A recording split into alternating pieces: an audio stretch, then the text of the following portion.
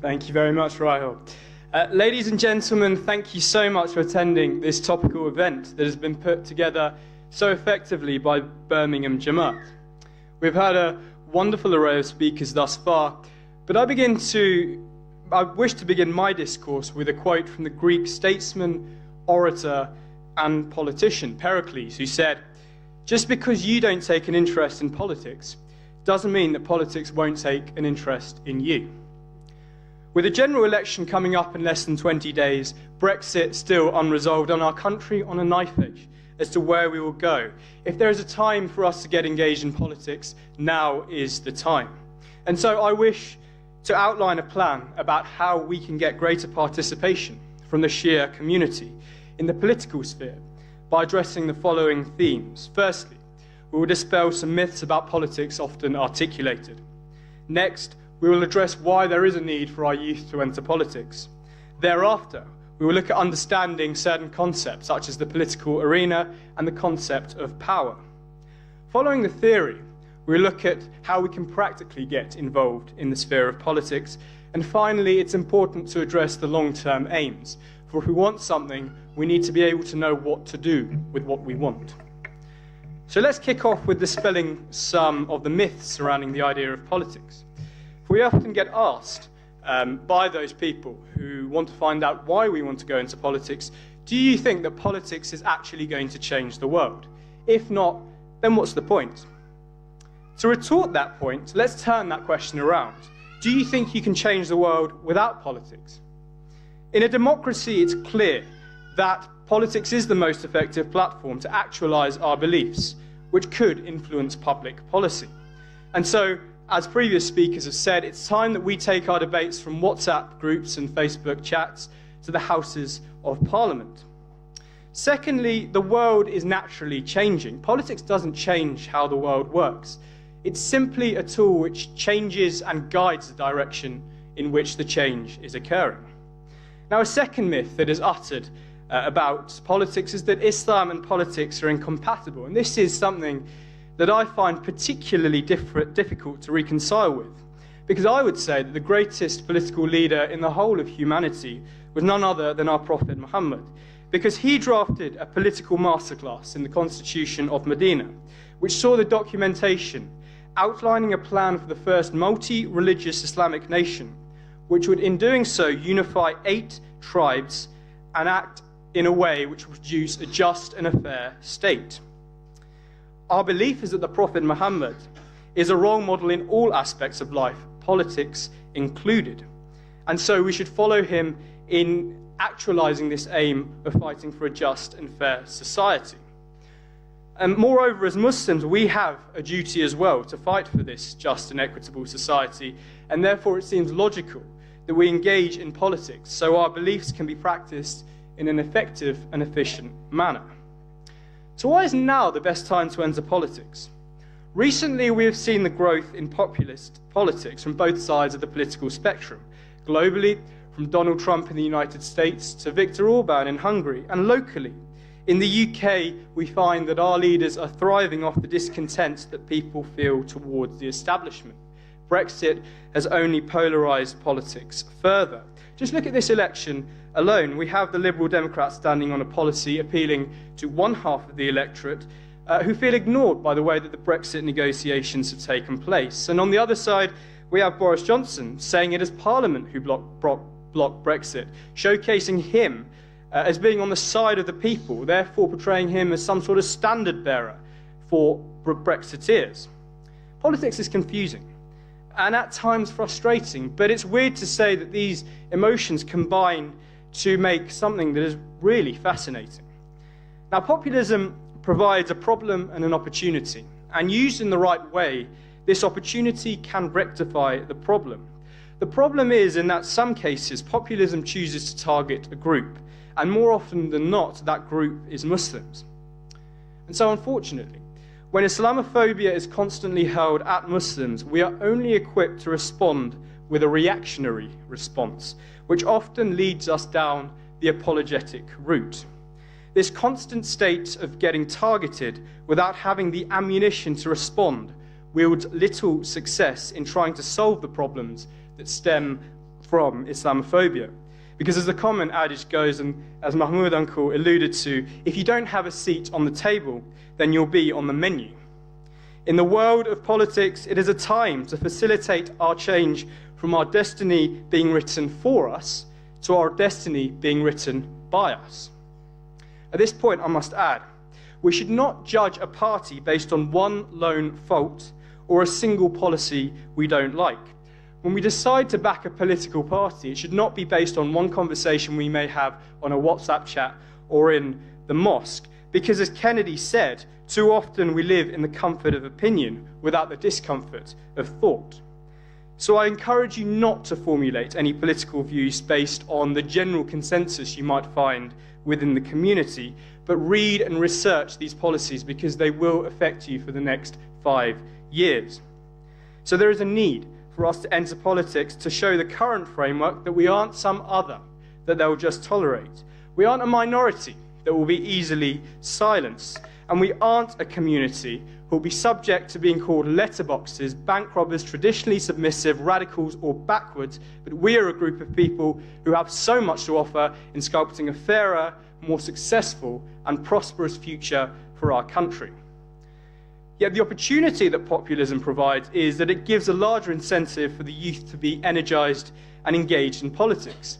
For at the 2017 general election alone, particularly with Corbyn, the 18 to 24-year-old turnout increased by 20% from the 2015 general election. Now, the real question that we've got to ask was this enthusiasm matched in our community? I don't think so, but there is definitely scope for it to be matched in our community, if not exceeded in our community. And before assessing how we will achieve this, I'd like to look at the concept of power and what it actually means. Now, historically, it was perceived that power is held by those who make the decisions. They are the ones with the most power. Someone like Boris Johnson, members of the cabinets, or mayors. It was then argued, a little while later, that the most powerful in society are those who set the agenda. Because by setting the agenda, you constrict the amount of decisions or the potential for decisions that the decision makers have within their armour. Someone maybe like Dominic Cummings, who has guided the Brexit direction that Boris Johnson has chosen to take in a way that he seems fit, because he set the agenda. And then it was Stephen Lukes who posited the 3 faces of power theory, which included decision-making, agenda setting, alongside something called preference shaping. Now, preference shaping addresses how societal views are influenced and how preference setting restricts the agenda setters, which in turn restricts the decision makers. So who really holds the most power? And this raises the question as to whether, as a community, we should be looking to create the decision makers, the agenda setters, or the preference shapers.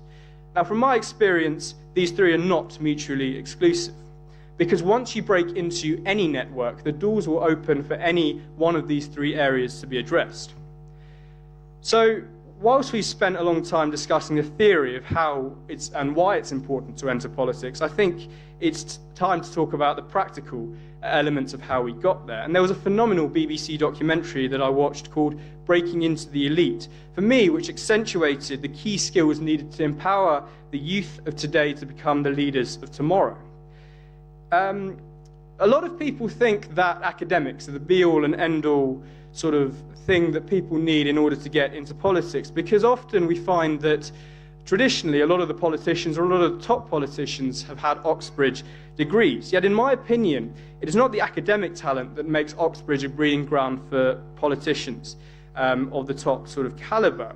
Rather, it is 3 other facets. And what people don't realize is that these 3 facets can be replicated in any space. The proof for this is that the number of Oxbridge MPs who were around in 1960 was 52, so half of the chamber contained Oxbridge MPs.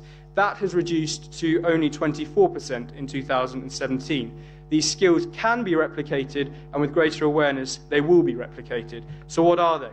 Firstly, it's all about the network. And if we're talking about politics in the way that we talk about property, then it's all about the network, and the network. Knowing the right people opens doors exponentially. And so the challenge is actually breaking through into the right circles, because widening your network will allow you to get introduced to more people who will put you through to more events, and through those events you'll meet more people. It's a naturally growing cycle.